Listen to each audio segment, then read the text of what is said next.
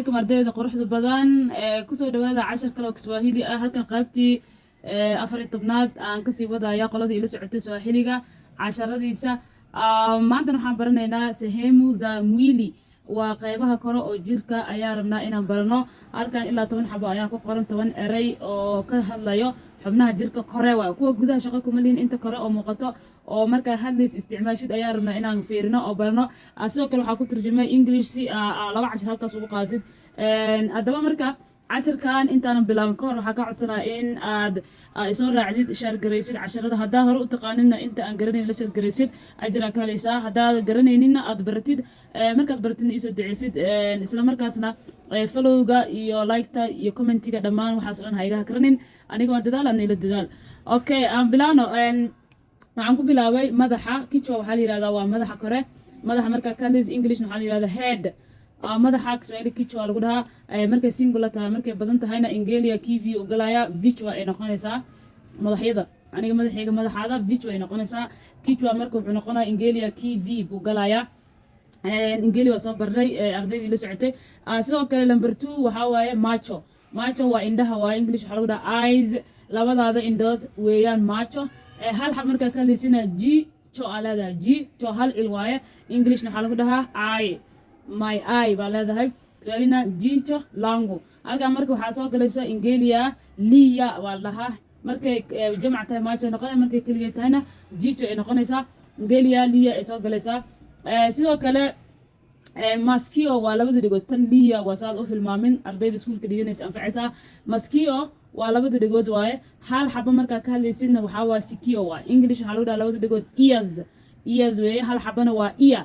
soo markaa tanna sidoo kale waxay galaysaa Ingelia liya bay galaysaa sida hore ugu soo barnay Ingelida sidoo kale meno waa ilkaha markay badan yihiin 2 3 4 5 6 dhamaan ilkaha haystid weeye hal xabo marka ka hadlaysidna waxay noqonaysaa gino oo qornaysaa English ilkaha badan waxaa waa teeth markay hal xabo ilig ama hal ilka hadlaysidna tooth waay taas ku faham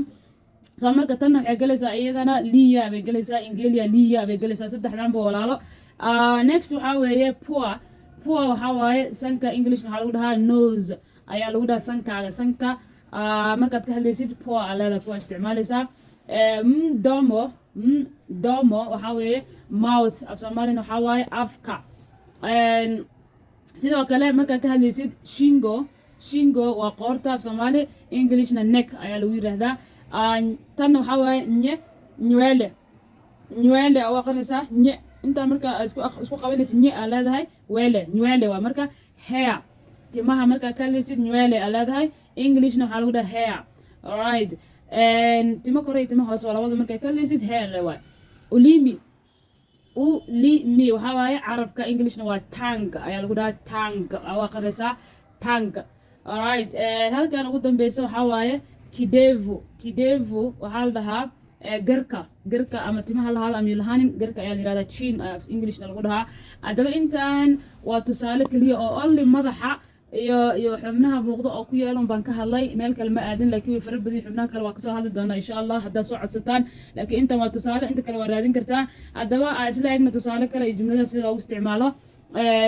mfano kwa sentence markii la tusaale jumladaha ee si loogu isticmaalayo halkan waxaa ku qoran kichwa changu kinauma leo kichwa changu madaxayga kinauma halkan ereyga uma waxa waa markuu xanuun dareemayso oo xanuun ku hayo waaye ficil waaye kinauma leo maanta uu xanuunaya madaxa kichwa changu kinauma leo maanta madaxa uu xanuunaya soo marka xanuun dareemaysid taas ayagana waa baran doonaa sida loo dhahay Swahili halkan sidoo kale waxaa ku qoran alipigwa waxaa lagu dhiftay mpira kubad kichwani madaxa ayaa kubad loogu dhiftay kichwa aragtay kichwani marka leedahay waxay tusinaysaa halka wax lagu sameeyay objective ay noqonaysaa Kiswahili sida waxa lagu dhahaa English sidaas alipigwa waxaa lagu dhiftay isaga ama ayada waxaa lagu dhiftay mpira waa kubad kichwani madaxa ayaa loogu dhiftay ficil baa la sameeyay qolada sameeyay ma naqaan laakiin qofka lagu sameeyay ayaa qofka saddexaad oo ficil sameeyaha ayaa wax lagu dhiftay maxaa lagu dhiftay kubad xagee loogu dhiftay madaxa kichwani waa iska dhigi kartaa laakiin sida saxda kichwani waa nidaas waxay sheegaysaa meesha dhibka gaaray oo goobta ama specifically halka dhaawaca gaartay baa ka hadlaynaa alright intaas day la fahamtay waxaan leenahay jumladan macho yake ni makubwa halkan waxaa weeye macho yake indhaheeda ama indhihiisa ni makubwa waa waaweyn yihiin makubwa kubwa caadi markii leeyahay waa sifo ma'dan waxay u noqonaysaa ingeliga oo machoda ay ka tirsantahay liya ayay u laabanaysaa so macho yake indhaheeda ama indhihiisa ni makubwa waa waaweyn yihiin indho waaweyn oo qurux badan dad baa indho waaweyn qurux u yaqaana alright next waxaa waaye idina tusaalaha labaad tafadhali fadlan fungua fur macho indhaha vizuri si fiican indhaha u fur tafadhali fungua macho vizuri fadlan indhaha si fiican u fur si aa wax u aragtid ama si aa wax u akhrisid indhahada fak kale si faarka ka bixi ayay dhahan soomaalida alright next waxaa leenahay tusaalaha kale waxaa waaye meno ilkaha meno yake ni meupe sana meno yake ilkaheeda halkan waxaa lahaanshaha qofka saddexaad oo ficil sameeya ah yangu waa ku bedeli kartaa yaako ku bedeli kartaa waa soo barnay iyadana casharada hore dib ugu noqo ilkaheeda ama ilkihiisa ni meupe sana halkan upedan waxaa waaye waa iyadana sifo cadaan baa laga wadaa soo ilkaheeda ama ilkihiisa way cad yihiin say u cad yihiin zaa'id ay u cad yihiin sana waa aad waay ilkihiisa ama ilkaheeda aad bay u cad yihiin taas waa sifo marka ilkaha lagu sifeynayo alright next tusaalaha labaad oo meno waxaa leenahay ninapiga mswaki kila asubuhi so halkan piga mswaki hadaa maqashid waxaa weeye brush your teeth waa brush teeth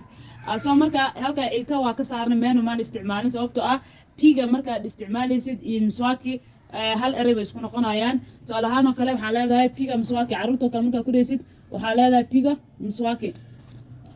waxaa waaye brush your teeth waay already ilkihii meeshaas ku jirtaa qasab maaha inaad sheegtid so waxaa leedahay piga mswaki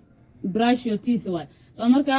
anoo kale iska hadlayo waxaa leeyahay ninapiga mswaki ilkaha ayaa cadaysanaya ama cadaystaa kila asubuhi halkaa marka jumladda waxay ka hadlaysaa ficil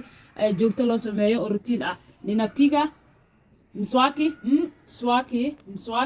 kila asubuhi ilkaha cadaystaa subax kasto ereygan keligiis markii piga mswaki la yirahdana micnaheedu waxay ilkaha cadayso piga mswaki weebe hadii la dhaho weebe adiga ilkaha cadayso we piga mswaki ilkaha cadayso brush your teeth miya alright haddii aad wax su-aala qabtid ama cashiradan lagu soo badinayo commentiga kusoo qor sida saxda ana dee nacaawi waa iscaawinayna anigana waa dadaal adna ila